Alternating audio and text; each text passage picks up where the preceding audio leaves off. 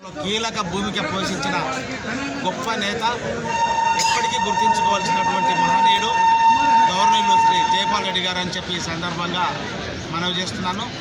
మరి అదేవిధంగా మొన్నటి మంత్రివర్గ సమావేశంలో పాలమూరు రంగారెడ్డి ప్రాజెక్టుకు గౌరవ జైపాల్ రెడ్డి గారి పేరు కింద ఆ ప్రాజెక్టును కొనసాగించాలని చెప్పి మంత్రివర్గం తీర్మానం చేయడం ఈ తెలంగాణ ప్రాంత ప్రజల మనోభావాలను గౌరవించినట్టుగా భావిస్తున్నాం.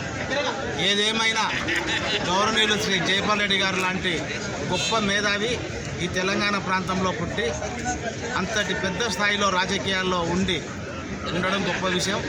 మళ్ళీ అట్లాంటి గొప్ప నాయకుడు ఈ ప్రాంతం నుంచి ఉద్భవించాల్సినటువంటి అవసరం ఉంది.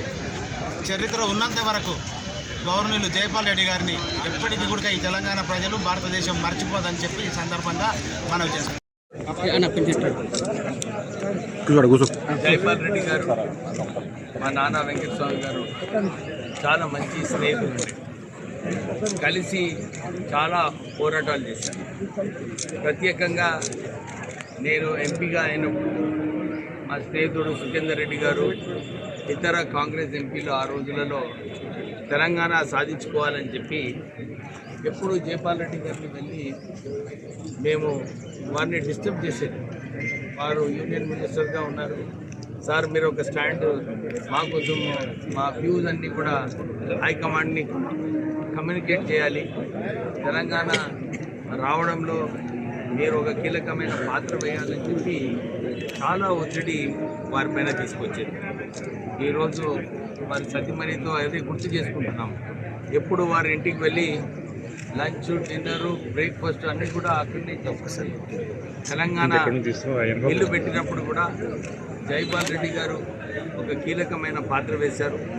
వారు మీరా కుమారి గారి సజెషన్ ఏదైతే వాయిస్ ఓట్లో తెలంగాణ బిల్లు పార్లమెంట్లో పెట్టి పాస్ చేయాలో ఆ ఐడియా జైపాల్ రెడ్డి గారు ఇచ్చారు. పొన్నం ప్రభాకర్ గారు, సుఖేందర్ రెడ్డి గారు, రాజయ్య గారు, మంద జగన్నాథం గారు, రాజగోపాల్ రెడ్డి గారు, వీళ్ళందరూ కూడా అప్పుడు సుష్మా స్వరాజ్ని కూడా కన్విన్స్ చేసి ఇది తెలంగాణ బిల్లు పార్లమెంట్లో పాస్ చేయాలని చెప్పి వారంతా కృషి చేయడం జరిగింది. వారు ఈరోజు లేని చోటు మనమందరం కూడా గమనిస్తున్నాము. అందరూ కూడా జైపాల్ రెడ్డి గారు ఏదైతే ఒక బెస్ట్ పార్లమెంటేరియన్ అవార్డు ఏదైతే తీసుకున్నారో, వారి మేధావి అంటే వారి ఇంటలెక్చువల్ అన్ని సబ్జెక్ట్స్లో వారికి మంచి నాలెడ్జ్ ఉండే ఎవరైనా కానీ వారితో చర్చలో వారితో గెలవడం చాలా కష్టం ఉండే. నిజంగా వారు ఒక గొప్ప వ్యక్తిగా మనమందరం కూడా వారిని ఒక ఇన్స్పిరేషన్గా తీసుకోవాలని చెప్పి. గొప్ప వ్యక్తిత్వం గల మానవతావాది, ఒక అభ్యుదయవాది. తెలంగాణ ఉద్యమం సందర్భంగా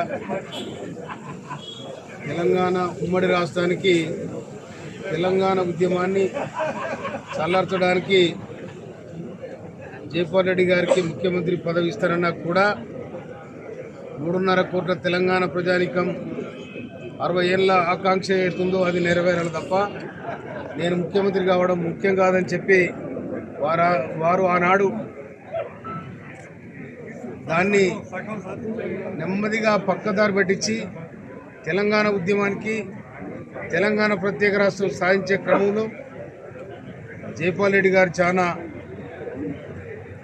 గొప్ప పాత్రను కూడా వారు వహించారు. జైపాల్ రెడ్డి గారు చాలా గొప్ప వ్యక్తిత్వం గల మనిషి. ఎవరు పోయినా ఒక సామాన్య కుటుంబం ఏ విధంగా ఉంటుందో ఆ విధంగానే వారు కూడా ఉండిరి.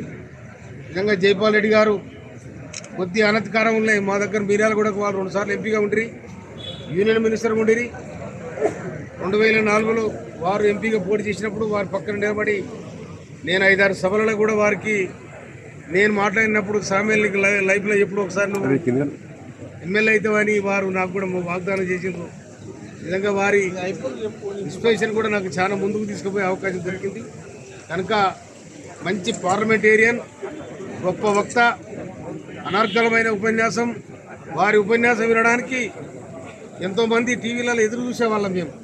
కనుక జైపాల్ రెడ్డి గారు ఇప్పటికీ చిరస్మరణీయంగా ప్రజల గుండెల్లో ఉన్నారంటే వారికి ఉన్న గొప్పతనం, వారికి ఉన్న అభ్యుదయవాదం, వారికి ఉన్న పేదల పట్ల ఉన్న ఒక గొప్ప ఆలోచనని ఈ సందర్భంగా జైపాల్ రెడ్డి గారు లేని లోటు మనం తీర్చలేనిది.